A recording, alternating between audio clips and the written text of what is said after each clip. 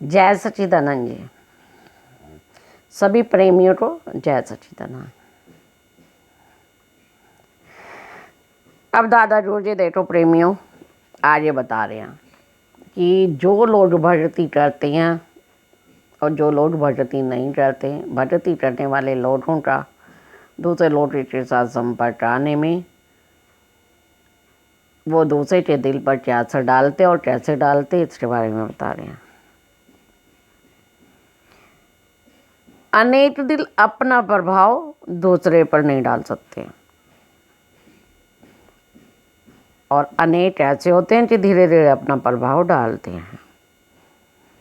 कई तो तुरंत ही प्रभाव डाल देते हैं। और तो इसका उदाहरण भी बता रहे हैं। देखिए, जैसे आकाश में सूर्य एक है, परंतु उसका प्रकाश महाप्रभु बता रहे हैं कि एक स्थान पर रखी हुई अलग अलग चीज़ों पर कैसे प्रभाव डालती हैं। धातुओं में तो लोहा, चांदी, दर्पण आते शीशे के ऊपर भिन्न भिन्न प्रभाव डालता है। चांदी पर लोहे से अधिक डालता है। दर्पण यानी शीशा, दर्पण पर इतना अधिक कि उसका प्रतिबिंब से अंधकारपूर्ण स्थान प्रकाशित हो जाए। आतशी शीशे पर इतना अधिक प्रभाव होता है कि उससे आग भी लग सकती है। इसी प्रकार जिसका हृदय जितना अधिक साफ होता है प्रेमियों, उतना ही अधिक वो प्रभावित हो सकता है। उस स्वामी की कृपा दृष्टि सभी पर समान रूप से है। केवल अपनी ही हृदय की स्वच्छता का अंतर है। जो हृदय आतशी शीशे के समान स्वच्छ हो जाता है तो उस हृदय में उस स्वामी की कृपा दृष्टि का अनुभव प्रत्यक्ष हो जाता है। अब दादा गुरुदेव जी बताते हैं कि वर्तमान काल में ईश्वर यानी हम ईश्वर की प्राप्ति करना चाहते हैं तो 4 ढंग हैं। पहला ढंग है अभ्यास का,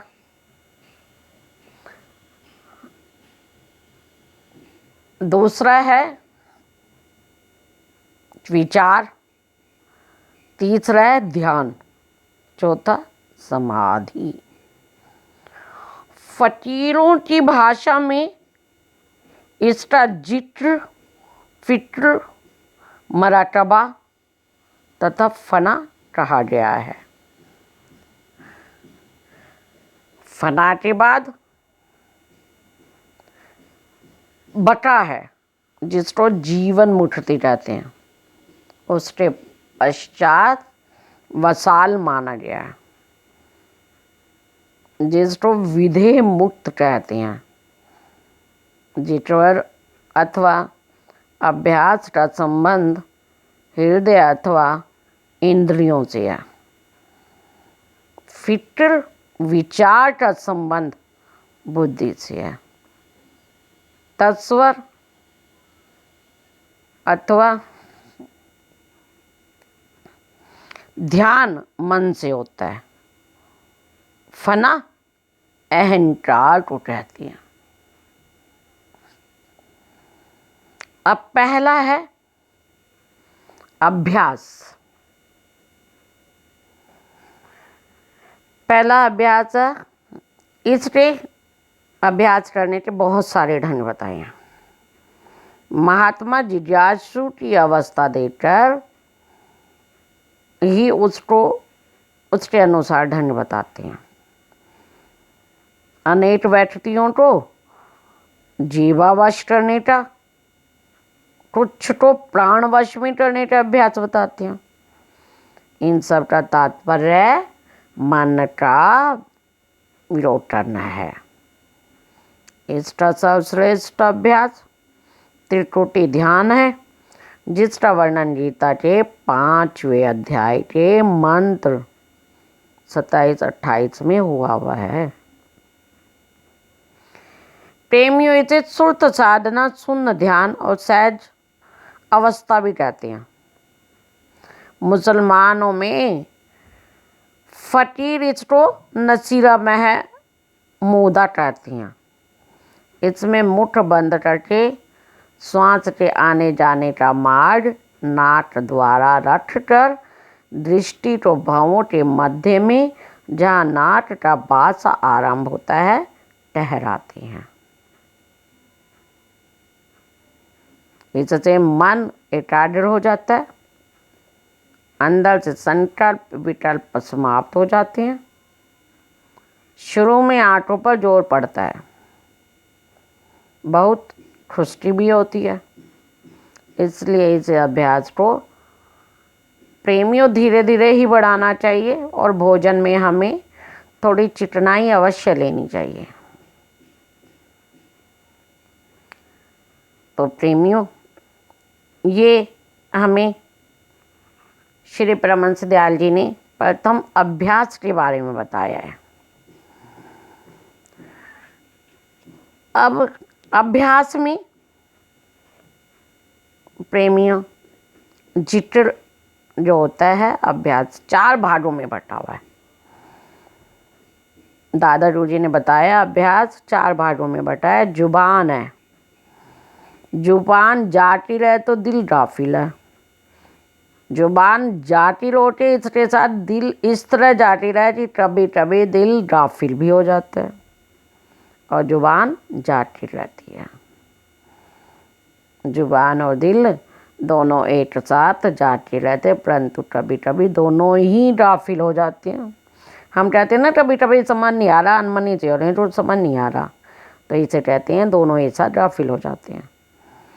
जुबान गाफिल और आमिल हुआ, दिल जाकिर, दिल हाजिर हो जाता है। ये सर्वश्रेष्ठ मंजिल है, इसमें वास्तविक लक्ष्य तक पहुंचा जाता है। अब प्रेमियों, आज हम इतना ही करेंगे। चलिए कोई नहीं, थोड़ी सी वीडियो प्रेमियों लंबी हो जाएगी यदि आप, क्योंकि 4 हैं इसमें, ईश्वर प्राप्ति के 4 ढंग माने गए हैं, तो चारों का ही विवरण करना ठीक रहेगा। तो सुनिए, ये थोड़ी वीडियो लंबी हो जाएगी प्रेमियों। विचार, दूसरा बताया था दादा गुरुदेव ने विचार। गीता के 6ठे अध्याय में वर्णन आया है कि हमें समतल भूमि पर बैठ के बिना हिले डुले अपने शरीर द्वारा आसन जमाएं, सिर और गर्दन को सीधा रखें, अपनी दृष्टि को नाक के आगे वाले भाग नोट पर जमाएं और मन को एकाग्र कर अभ्यास में लीन हो जाएं। ये हमारे परमहंस दयाल महाराज जी उपदेश दे रहे हैं और हमारे नरीसा में जितने भी संत महापुरुष हैं यही उपदेश आगे तक उनके आदेश से ले जा रहे हैं और सभी जन प्रेमियों को उपदेश दे रहे हैं। इस अभ्यास के कारण संकल्प और विकल्प प्रेमियों धीरे धीरे रुकता है और रुक के शांत होता है और फिर हमें एक समय ऐसा आता है कि अंदर का अमृत मिलकर आनंद मिलने लगता है। फिर बाहर के संसार में आकर्षण में हमारा मन नहीं भागता। इसमें 2 छोटी सी लाइनें हैं, वो देखिए। मन लगाए हर पावे, योगिया विधि मन को लगावे, जैसे पतंग जले दीपक में, प्रीत से प्राण जलावे। जगमग जोत सही नहीं जावे, जोत में आन समाई, योगिया विधि मन को लहरावे।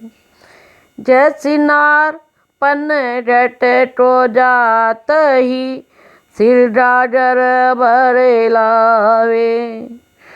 सखी संग से बोलत चालत सुरत डागर से लावे।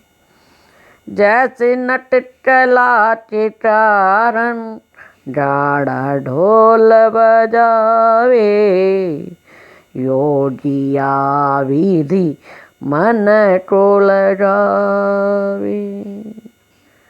तो प्रेमियों, ये विचार था।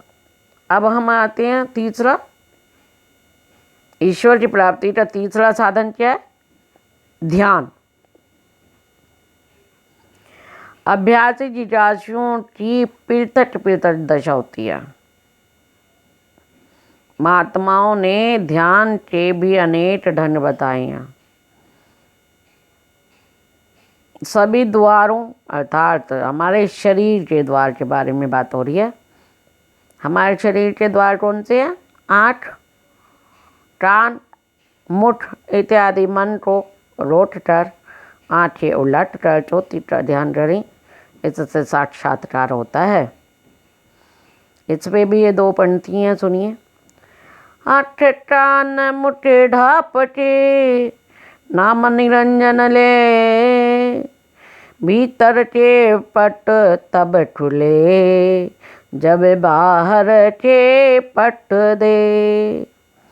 नैनो चीटर कोठरी पुतली पलंग बिछाए के। पलकों की चीट डाल पिया का दिल चतुर लुभाए के। ईश्वर के ध्यान के अतिरिक्त प्रेमियों किसी और का ध्यान नहीं होना चाहिए। समाधि अथवा लय से तात्पर्य है कि कृपाली चढ़ाना नहीं है। गीता के 18वें अध्याय में भी हमें यही समझाया गया है। अब श्री महाराज हमें बताते महाप्रभु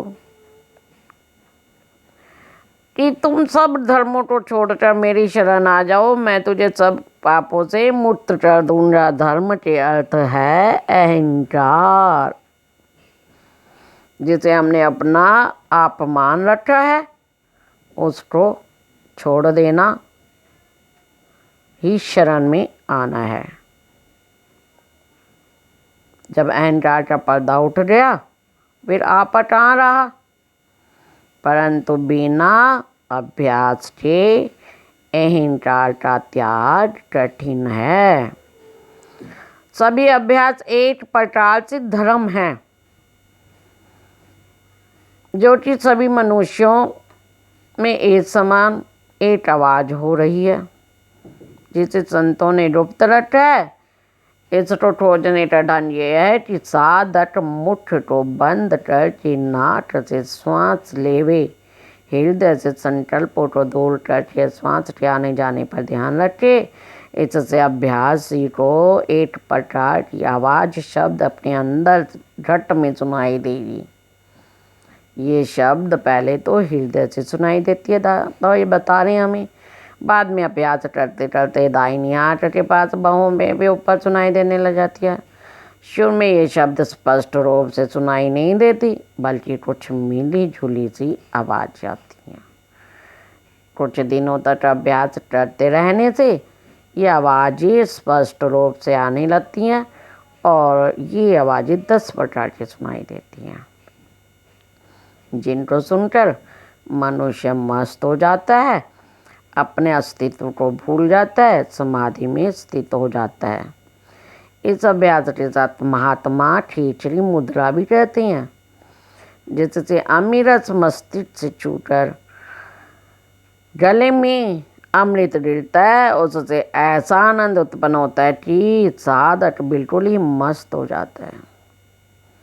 तो प्रेमियों, इस समय दांतों को दबाकर जीभ को उलटकर ये जाप करना सिखाया है, हमें समझाया। अभ्यास की श्रुति, शब्द का मेल शुडर सरमदी सुल्तान उल जिटार भी कहते हैं। और ये आवाज़ें 10 प्रकार की हैं और इनका वर्णन अगली वीडियो में करेंगे। जय सच्चिदानंद जी।